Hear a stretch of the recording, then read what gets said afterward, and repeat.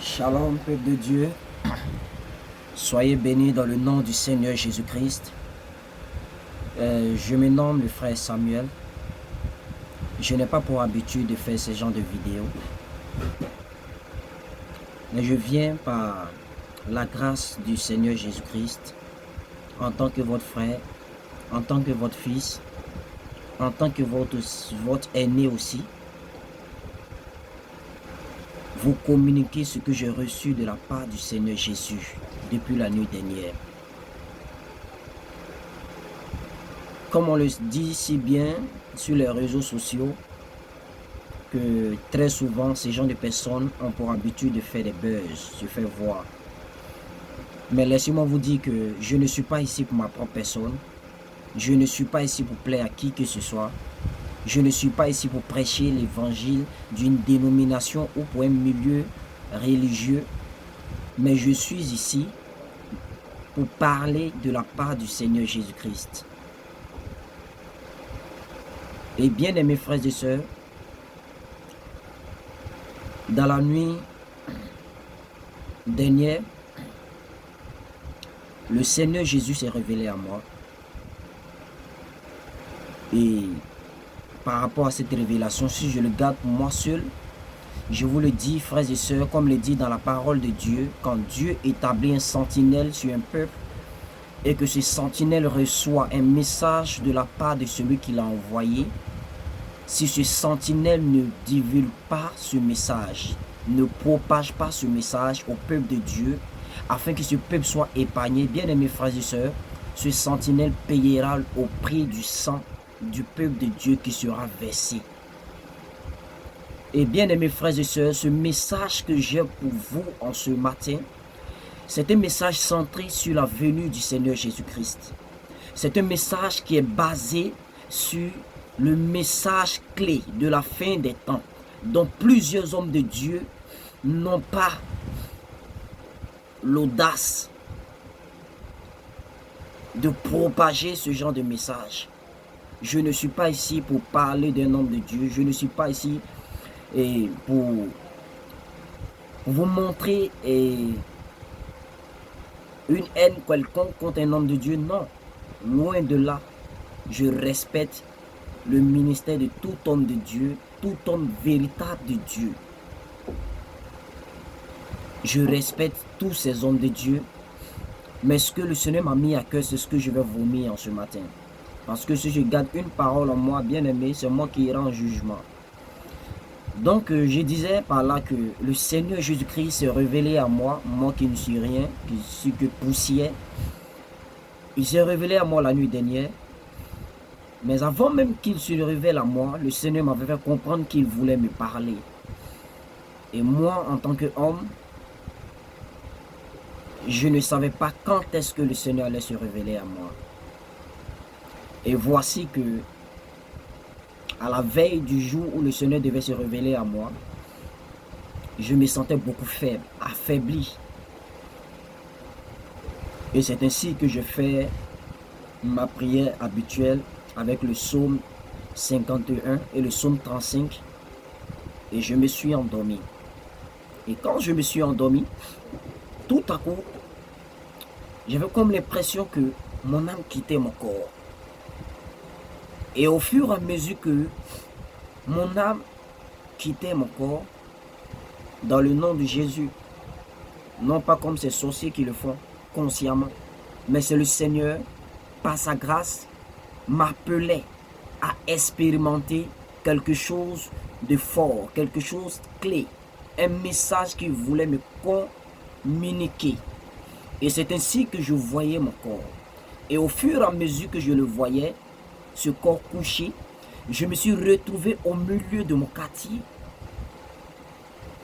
Et lorsque je me suis retrouvé au milieu de ce quartier, bien aimés frères et sœurs, je vous donne ce passage dans le livre de Jérémie 2, à partir du premier verset.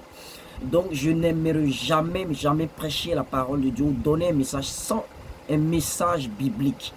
Parce que nous sommes enfants de Dieu, nous fonctionnons selon la parole de Dieu. Alors je dois vous communiquer ce message avec l'appui de ce passage que Dieu m'a accordé. qui dit dans le livre de Jérémie 2, à partir du premier verset, je serai rapide dans ce passage, qui dit, la parole de l'Éternel me fut adressée en ce mot, et l'Éternel me dit, va écrire aux oreilles de Jérusalem. Et voici que, bien-aimés frères et sœurs, lorsque ce message m'a été donné, je me retrouve au milieu de mon quartier. Et tout à coup, je vois des milliers de personnes qui couraient dans tous les rues, dans tous les sens. Ces personnes étaient agitées avec une peur. Et bien aimés frères et sœurs, ce n'était pas une peur qui était mesurable. Non, cette peur était tellement à un niveau supérieur que on n'arrivait pas à calmer ces personnes. Parce que ces personnes avaient vu quelque chose de très important, quelque chose qui dépassait leur entendement, bien aimés frères et sœurs. Et ce peuple-là, ces personnes qui étaient agitées, criaient ainsi, oh, donc vos affaires de Jésus là, c'était sérieux.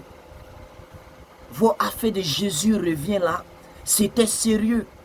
Et je voyais des parents, des frères et sœurs, des hommes de Dieu pleurer à chaudes larmes, se lamenter parce qu'ils n'étaient pas enlevés. Et lorsque je lève ma tête, après avoir entendu ces paroles de ces personnes, je vois le Seigneur Jésus-Christ, frères et sœurs. Le Seigneur Jésus-Christ en personne. Celui qui est au-dessus de tout nom. Celui devant qui tout genou fléchit. J'ai vu ce Jésus qui remplissait les cieux, frère. Et sa présence était tellement merveilleuse, glorieuse. Et sa présence faisait tellement peur. La forme qu'il avait était une forme à une matière de japs. Et au fur et à mesure que je le regardais, bien aimé, je ne pouvais pas voir son visage, mais je voyais la moitié de sa personne parce qu'il remplissait le ciel. Je n'arrivais pas à voir son visage parce qu'il y avait une lumière émanante, une lumière qui éblouissait le monde entier. Et au fur et à mesure que j'essayais de le regarder, je n'arrivais pas, mon frère, mes bien-aimés frères et sœurs. Et tout à coup, je voyais dans ses mains, j'arrivais à voir sa main, ses mains étaient percées. Et je voyais dans cette main, dans cette paume, le globe terrestre. Et au-dessus de ce globe terrestre, je voyais des étoiles. Et ces étoiles-là étaient suspendues au-dessus de ce globe terrestre. Et pendant qu'il me regardait avec un regard de colère, mais plein de compassion, j'avais la tête baissée, mais je savais qu'il me regardait.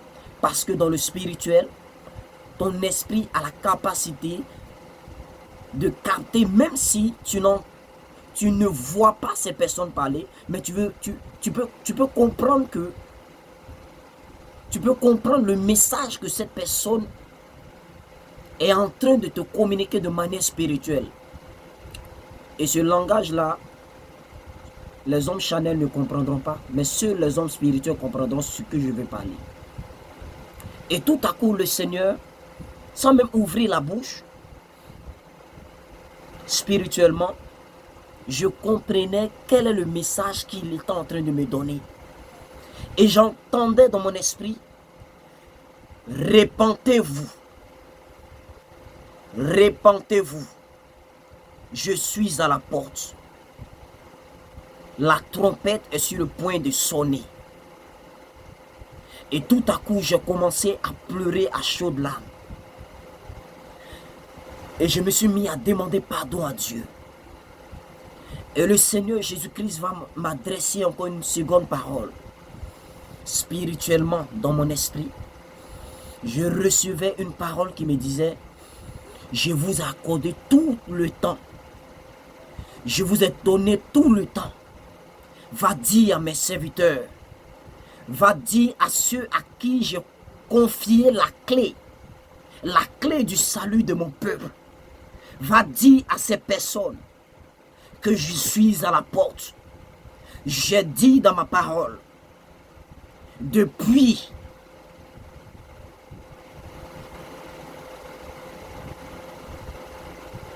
les temps passés, que je viendrai comme un voleur? Qui sait quand est-ce qu'un voleur vient voler? Nul ne le sait. Alors va dire à mes serviteurs, va dire à mon peuple, va dire à ces personnes qui se disent qu'ils ont mon esprit en eux, que moi, le Seigneur Jésus-Christ, je suis à la porte. Je suis à la porte. Je frappe à la porte de chaque cœur. Et je demande à mes serviteurs, l'heure n'est plus à prêcher l'évangile de la prospérité. L'heure n'est plus à prêcher l'évangile du ventre. L'heure n'est plus à prêcher l'évangile des poches. L'heure n'est plus à prêcher l'évangile des bâtiments. Mais l'heure est à prêcher, à préparer le chemin de Jésus-Christ, à prêcher l'œuvre de la croix de Jésus et à prêcher l'œuvre de la résurrection de Jésus, à prêcher le salut des âmes, à pleurer avec ces âmes qui souffrent, à ramener le cœur, les âmes perdues à moi, Jésus-Christ. Car si un homme de Dieu s'entête en ces temps de la fin à prêcher un message qui est contraire à ce message, moi Dieu, je le promets que je l'enlèverai comme on arrache de l'herbe. Je le ferai. Oui, je le ferai. Et lorsque j'ai entendu ces paroles, frère, Makasata lebre, Pisatara Makasata. Le brakasata la makasete lebre. Marada shata la brakasete remakasate. J'ai vu l'aspect de Jésus se transformer en un aspect de feu. Un feu dévorant. Et la colère de Dieu était au fur et à mesure à un niveau insupportable.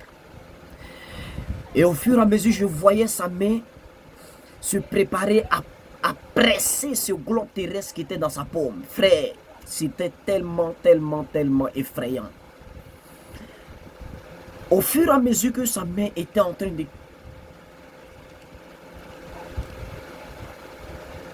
presser ce globe terrestre, mon frère, ma soeur, homme de Dieu, la terre tremblait, la terre sur laquelle j'étais et la terre sur laquelle ces hommes qui étaient agités étaient. Je voyais cette terre trembler.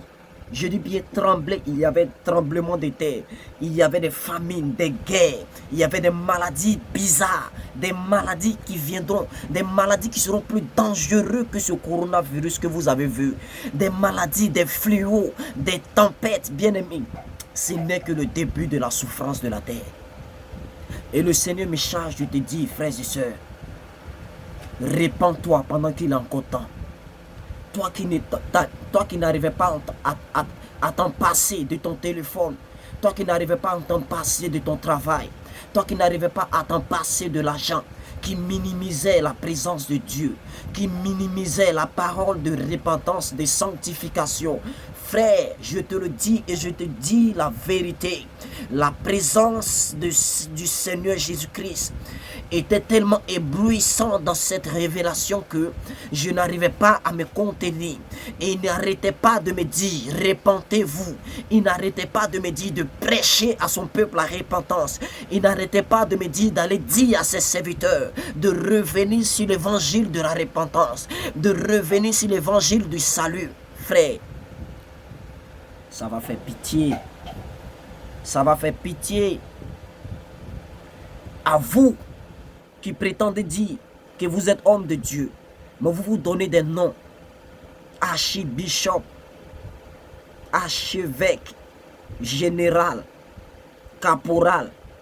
Frère, l'heure n'est plus à ces genres de choses. L'heure est à la repentance. Dans les 5 ministères de Dieu, je n'ai jamais entendu ces noms. Caporal, général et autres. Arrêtez de vous enfler d'orgueil. Soyez humble. Soyez amour. Même si ton frère te fait du mal, sois dans la capacité de pardonner, frère.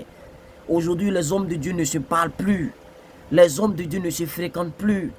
Et vous pensez que Dieu va envoyer ce réveil spirituel que vous attendez là dans ces genres de conditions? Arrêtez de vous blaguer, frères et sœurs. Arrêtons ça. L'église doit propager l'évangile de la repentance. L'église doit prêcher l'évangile du salut. Frère, frère, l'heure n'est plus à la haine. Où tu vois parce que ton frère ne commente pas tes publications, tes vidéos, tu ne parles plus avec ce frère. Frère, frère, quittons dans ces choses. Je vais donner aussi un message à nos sœurs. Sœurs, le Seigneur me charge de vous dire, il y a un mouvement de l'esprit des eaux qui va s'abattre sur les nations bientôt.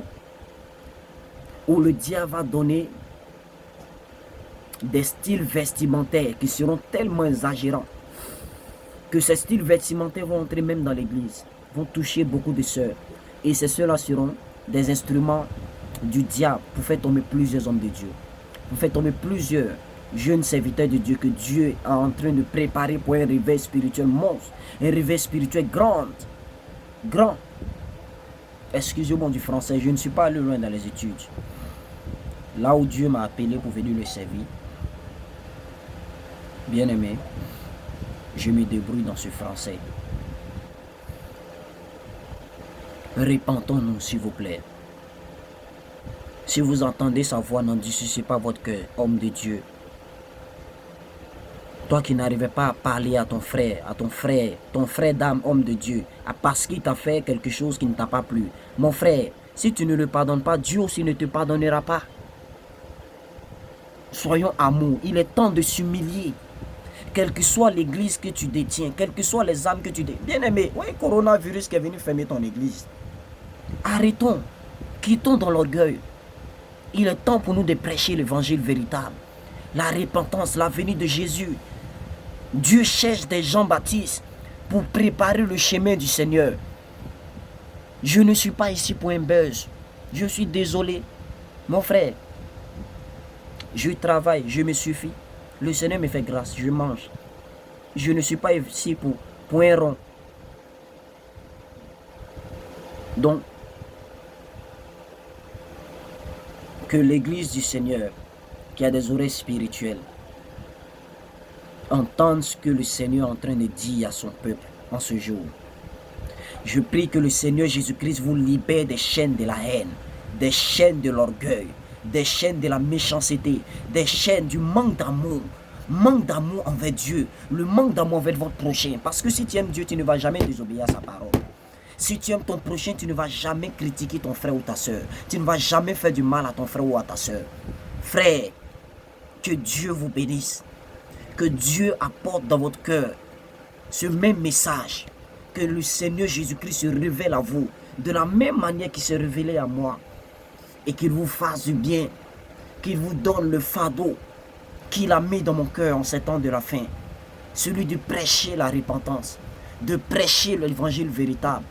Du salut des âmes. Que le Seigneur vous bénisse. Dans le nom de Jésus-Christ de Nazareth. Je vous aime, frère. Je reviendrai bientôt pour étaler plusieurs révélations que j'ai reçues concernant les messages de la fin des temps. Que Dieu vous bénisse. Shalom.